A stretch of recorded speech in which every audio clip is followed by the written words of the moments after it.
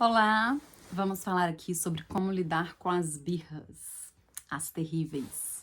As birras, na verdade, elas são uma desregulação emocional que a criança não tem preparo para lidar. Então, quando a gente fala de birra, a gente está falando de um cérebro primitivo. Imagina que você tá na floresta e você dá de cara com um urso gigantesco. O que você faz?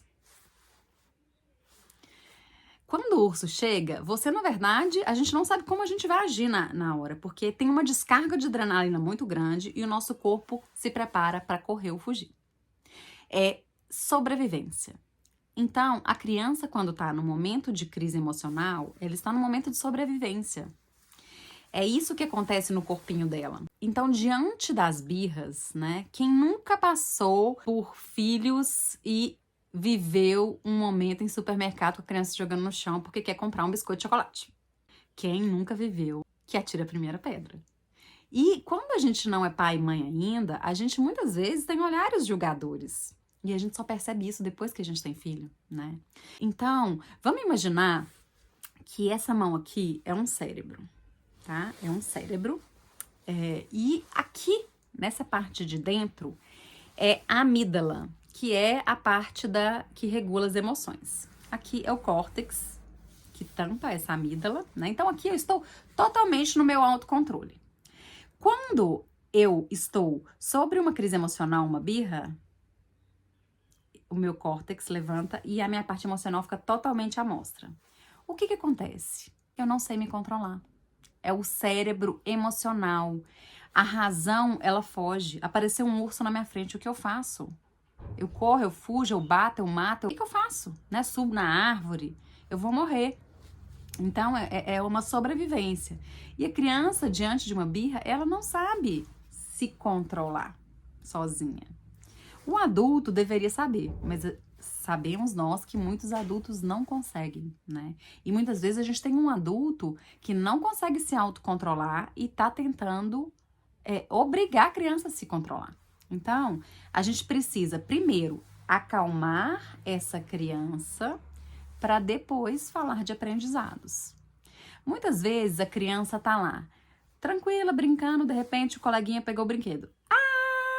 Enlouqueceu, birra total, não sei o que fazer. Aí a mãe tá lá falando: filho, você não pode fazer isso, devolve o brinquedo, você sempre faz isso, vai pro cantinho do pensamento, vem cá, toma uns tapas, vou te bater.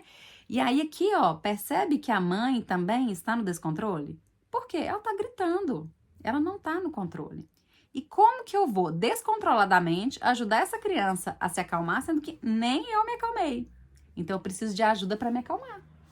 Como que eu vou me acalmar? E aí, papais, mamães, educadores parentais, quem trabalha com crianças, a gente precisa primeiro ter o olhar para nós mesmos, esse autoconhecimento. Lembra da máscara de oxigênio ali nos aviões, né? Que é obrigatório que a gente escute toda vez, repetidamente, essa orientação? Primeiro, coloque a máscara de oxigênio em você para depois colocar na criança ou no idoso. Porque se eu não consigo respirar, eu me descontrolo e eu não vou conseguir salvar a vida de uma outra pessoa que é dependente de mim. Então, eu preciso primeiro me autocontrolar para depois conseguir ajudar a criança a se autocontrolar. Ela não tem a maturidade emocional para isso sozinha. Você, papai, mamãe, adulto, você é o responsável. Você é o adulto da relação. E a educação consciente, a educação positiva é para os pais. A gente precisa mudar o nosso comportamento, porque isso vai impactar no comportamento da criança.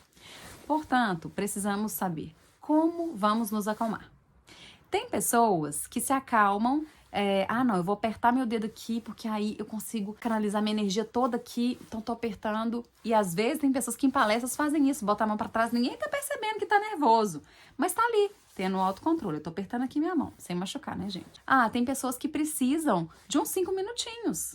Mas como que eu vou tirar 5 minutinhos se só tô eu com meu filho? A gente precisa avaliar as condições, não podemos deixar a criança em risco de segurança. Porém, se você precisa respirar para se acalmar primeiro, a gente tem que descobrir uma forma, né? Vou no banheiro 5 minutinhos, se tem alguém para apoiar ali. A gente precisa de rede de apoio, Não damos conta sozinhos. Mamães, vocês não são as únicas. Papais, ajudem como vocês devem, né? Participem, não é ajudar, é fazer, é responsabilizar. Então, a gente tem que ter o autocontrole. Eu consegui meu autocontrole, estou aqui, racional. Eu vou primeiro acolher essa criança. Filho, tá tudo bem, eu preciso te ajudar. Você quer ajuda? O que você tá sentindo? Você tá com raiva? Você quer um abraço? Não, não quero abraço. Tudo bem, mamãe vai ficar aqui. Ah! Vai chegar uma hora que ela vai se acalmar. Você vai chegando mais pertinho. Aí você dá um abraço, você acolhe, se conecta. Conectar é estar na mesma altura da criança, olhar no olho. Estar presente não é estar presente no celular, estar presente respondendo ligação, estar presente cozinhando. Esteja ao lado. Então, se a criança pede um abraço, dê um abraço. E aí você vai falar, acalma, vamos acalmar. Primeiro, gente, é acalmar. Depois é falar sobre o que aconteceu. Porque muitas vezes eu vejo os pais, professores ou profissionais tentando acalmar a criança na marra. A criança não vai acalmar na marra. Ela não tem essa capacidade neurológica. O cérebro dela não está apto para isso. E aqui eu vou contar uma novidade para vocês. O cérebro emocional termina de ser completamente estruturado aos 25 anos de idade. Então, será que a gente está sendo perverso com as crianças?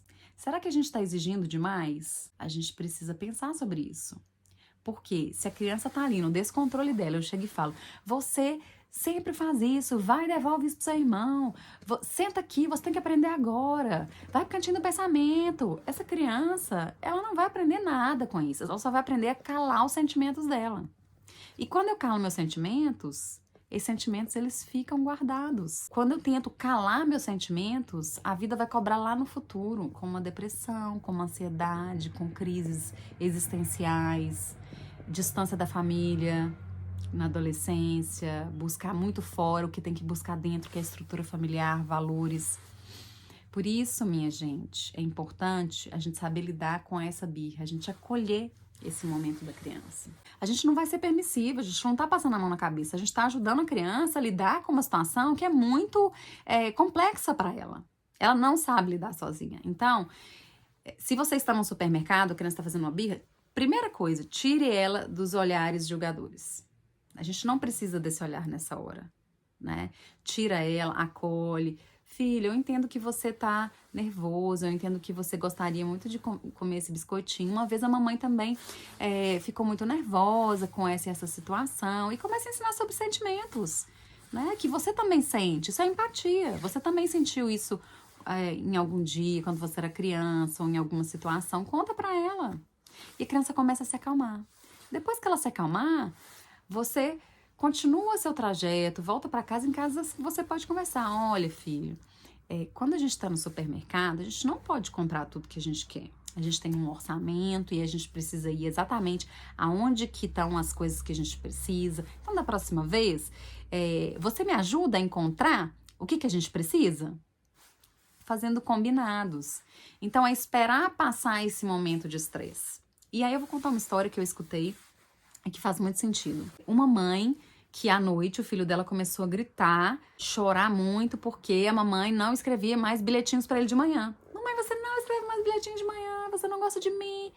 E essa mãe que estava participando de um grupo de pais, para falar exatamente da educação positiva e consciente, ela pensou, né? Se eu agisse como eu agia antes, o que eu faria? Filho, vai dormir agora.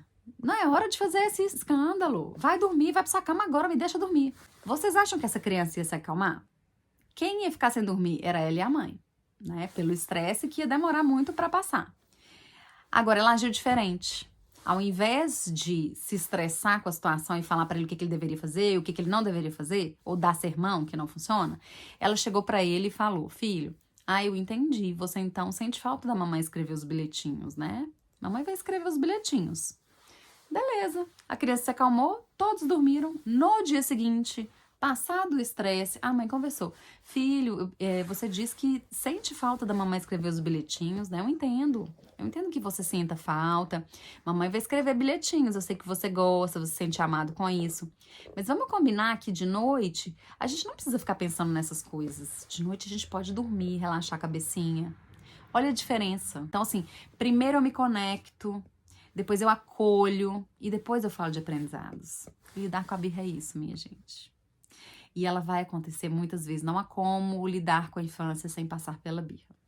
Então, são crises emocionais complexas demais para o entendimento de uma criança.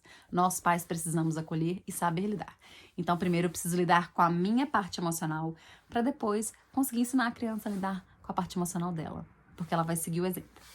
E aí aqui eu também quero deixar para vocês uma dica, né, que é do meu curso de educação parental, que tem todos esses conteúdos dentro, né, como lidar com emoções, como lidar com as birras, tem caixinha de emoções, caderno de atividade das emoções, tem falando de estilos parentais, e ele é exatamente para pais e mães ou profissionais que trabalham com crianças e adolescentes e que querem se especializar nesse comportamento infantil, como lidar com os comportamentos desafiadores para conseguir mais colaboração e para que as crianças cresçam com autorresponsabilidade, autonomia e tenham aí habilidades socioemocionais para o futuro, né? O que a gente faz hoje impacta em quem os nossos filhos serão no futuro. O meu curso tem um método específico que chama método ECC, que é Educar com Consciência, em que a gente tem todo um processo, né, que ele volta em si, que é descobrir o meu estilo parental, utilizar ferramentas e técnicas comprovadas,